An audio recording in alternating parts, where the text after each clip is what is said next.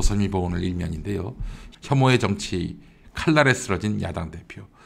이게 혐오의 정치를 비판하는 것 같은데 자세히 들여다보면 민주당이 혐오의 정치를 시작했다는 얘기예요. 오늘 많은 언론들은 증오의 정치를 탓하고 있습니다. 이런 내용입니다. 지난 대선 과정에서 생긴 진영 간 대립은 거세졌고 진영 내부에서도 생각이 다르다는 이유로 서로에 대한 혐오와 증오의 언어가 난무하고 있다. 상대를 향한 증오가 말폭탄을 넘어서 급기야 물리적 폭력으로까지 표출된 것은 개탄스러운 일이다. 갈등과 다른 의견을 대화와 타협으로 풀어가는 것이 민주주의가 작동하는 기본 원리다. 정치인을 대상으로 한 폭력은 이러한 민주주의의 근간을 위협한다는 점에서 어떤 이유로든 용납할 수 없다. 더욱이 4.10 총선이 다가올수록 정치 지형이 요동치고 선거판이 과열 양상을 빚을 가능성이 높다. 네, 아니 이게 도대체 피해자 가해자 모두 다 반성해야 된다. 이런 논리라면은 이게 지금 할 소리입니까? 그게 할 소리예요. 김우식님 세월호 때 모두의 잘못이다. 이 프레임과 같은 거군요. 그렇습니다. 그 최진 대통령 리더십 연구원장이 어떤 신문하고 했던 인터뷰입니다. 정치는 말라줬고 여야 대화가 완전히 단절된 상황이 증오 정치를 부추기고 있다. 그것이 지지층으로까지 확대돼 정치 갈등이 극도로 위험한 수위에 도달한 것이다. 정치 갈등이 증오를 낳고 보복의 정치로 이어져서 더 최악의 상태로 가기 전에 여야 정치인들이 자성하고 이제라도 대화하고 소통하려는 모습을 보여줘야 한다. 참입니다. 훈장님 하시는 말씀 같은 하나만 한 얘기를 하시네. 이런 분석은요, 앞부분은 맞는데 뒷부분은 틀려요. 앞서도 김태영 소장 이야기를 했습니다. 악마화를 시도하는 주체가 사람들이 두려워할 필요가 없는 사회적 약자라면은 성공하기 힘들다. 그들의 악마화 시도는 파급력이 아주 미미할 뿐 아니라 오히려 자기들이 음모론 집단으로 낙인 찍혀서 고립당하기 십상. 그들은 공포의 대상이 아니기 때문이다. 사람들이 두려워할 필요가 없는 존재에 의한 악마화는 무의미하다는 거예요. 반면 지배층, 기득권자, 강자가 주도하는 악마화는 공포 분위기가 뒷받침되기 때문에 성공할 가능성이 높다. 무소불위의 힘을 가지고 있는 검찰 등을 앞세워서 국민을 겁박하고 탄압해서 공포 분위기를 조성하면서 누군가를 악마화하면 사람들은 그것을 비판적으로 대하기 어렵고 저항하기 힘들어진다. 나아가 겁에 질려서 자기도 모르게 악마화에 동조하거나 동참하기도 한다. 악마화가 공포 정치와 뗄 수 없는 관계에 있음을 의미한다. 그렇습니다. 공포 정치를 하는 세력에 의한 악마화가 문제인 거예요. 민주정부에서 공포 정치한 적이 있었습니까? 한 번이라도? 없어요. 없어. 공포 정치는 늘 권위주의 정부, 즉 저쪽 보수 정당 여당일 때 그때 벌어졌던 일들 아니겠습니까? 국민의힘의 증오의 정치와 민주당의 증오의 정치 모두 다 잘못됐다. 이렇게 싸잡아 비난하고 있는데 온당치 않습니다. 증오의 정치를 누가 조장하고 있습니까? 아니 시시비비를 가려야지. 언론이 하는 일이 그런 거 아닙니까? 아니 이재명 대표가 증오의 정치를 막 이렇게 조장하고 그렇게 선동했습니까? 보십시오. 신년사에서 윤석열이가 한 말입니다. 자기들만의 이권과 이념에 기반을 둔 패거리 카르텔을 반드시 타파하겠다. 공정이라는 열쇠말로 정치적 반대 세력에게 나를 세운 거지요. 협치보다는 대결의 정치를 계속 밀어붙이겠다. 이런 뜻을 분명히 했습니다.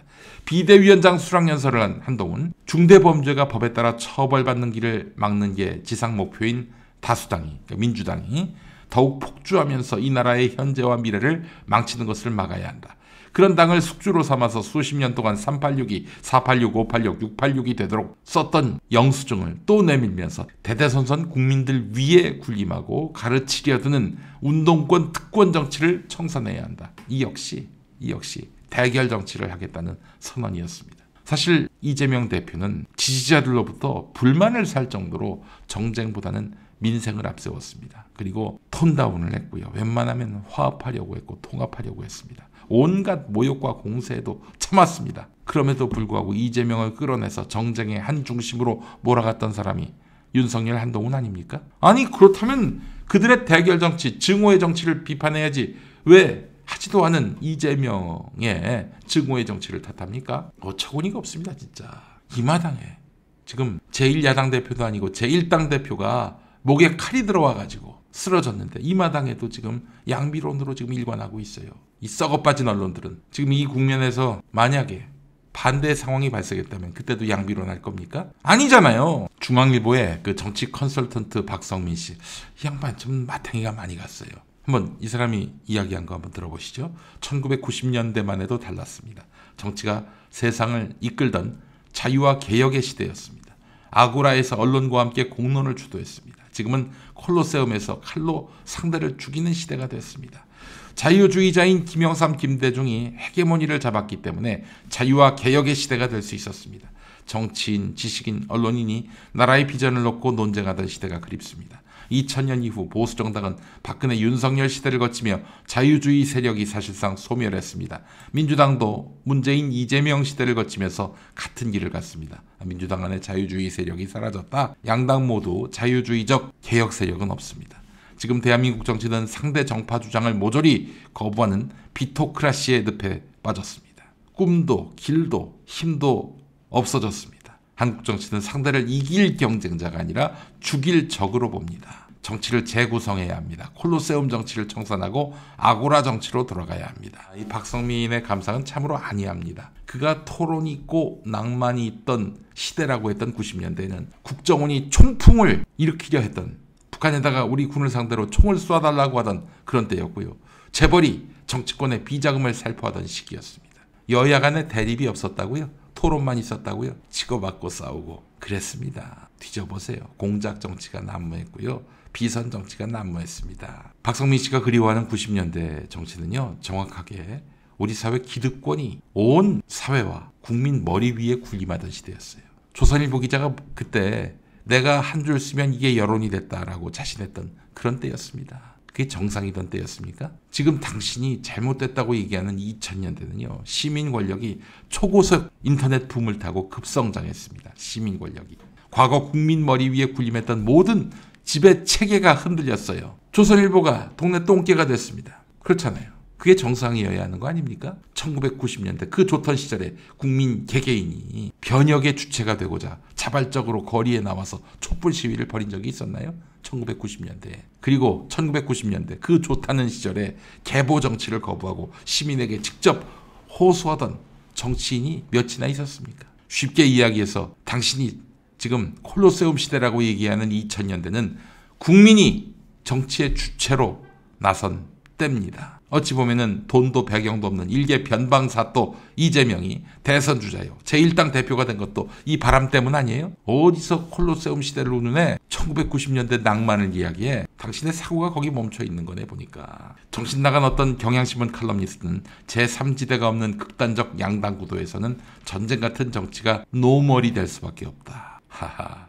그 중간지대를 만들라는 거야. 지금 이준석 신당, 이낙연 신당에다가 당신들이 거대 양당 정치, 이거는 정말 극단적인 전쟁 같은 정치를 부를 수밖에 없기 때문에 당신들이 신당 만들어서, 이준석, 이낙연 당신들이 신당 만들어서 제3지대를 만들어서 정치를 복원시켜라, 이런 얘기를 하고 있어요. 이준석, 이낙연한테 놀고 있습니다. 90년대가 그리워? 응? 90년대가 그리워? 대중들이 말을 잘 듣지도 않고 정치가 내 헤아림대로 돌아가지 않으니까. 그래서 2000년대가 콜로세움 시대야? 90년대가 좋았어?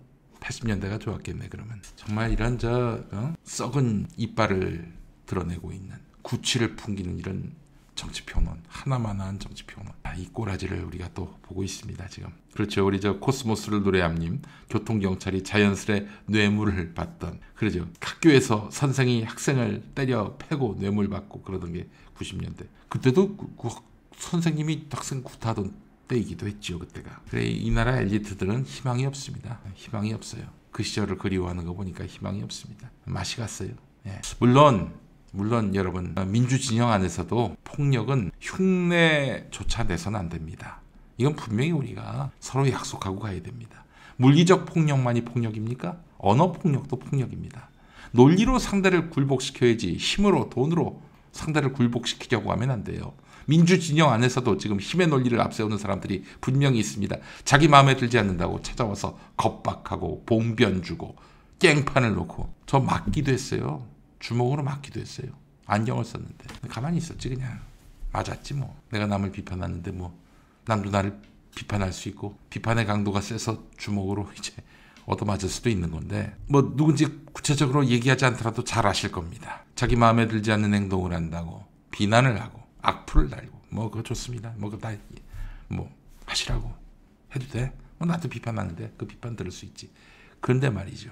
막 소송을 걸고 저기 불매운동을 합니다. 광고주 불매운동까지 합니다. 이게 바로 언론 탄압이란 거예요. 자기들이 당할 때만 언론 탄압이 아닌 거예요. 남이 그렇게 부당하게 당하면 그것도 언론 탄압인 겁니다. 자기는 자기가 마음에 안 드는 상대를 향해서 그렇게 몹쓸 짓을 해놓고 그걸 또 정의에 대한 헌신이라고 생각하겠지. 그러나 폭력입니다. 그게 상대편에서 봤을 때. 적어도 우리가 무지막지한 세력들을 비판할 때는 그들과는 닮지 않겠다는 자기 선언이 전제돼야 합니다. 그들을 비판할 때는 그들과 닮지 않겠다는 자기 선언이 있어야 합니다. 그게 민주시민의 갈 길 아니겠습니까?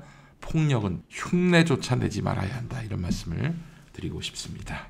여러분 많아요. 제가 뭐 여러분들한테 얘기를 다 안 해서 그렇지 길거리 가다가 뭐 봉변 당한 적이 한두 번이 아닙니다. 물론 이제 길 가다가 또 저를 알아봐 주시고 그렇게 또 인사해 주시고 격려해 주시는 그런 분들이 또 계시죠. 그런 또 환대도 받기에 비난과 모략도 당할 수 있다라고 생각을 하니까 제가 얘기를 안 했지만은 엄청나게 뭐 제가 이렇게 테러라고 말할 수 있을 상황도 있었죠. 주먹을 저한테 날렸으니까 맞았고 또 제가 둔해가지고 이 민주진영의 민주시민이라고 자처할 때에는 민주시민다운 모습을 보여야 합니다. 저쪽에 있는 인간들과 다고 평판을 받으면 얼마나 이게 부끄러운 일입니다. 이게 얼마나 부끄러운 일입니까? 가세연 추종자 같이 행동하면서 우리는 민주시민이다. 민주언론이다. 이렇게 말할 수는 없는 거죠. 입에 재갈을 물리는 이런 자들. 그래놓고 한 입으로는 또 언론 자유를 얘기하고 있는 자들. 기가 막힐 따름입니다.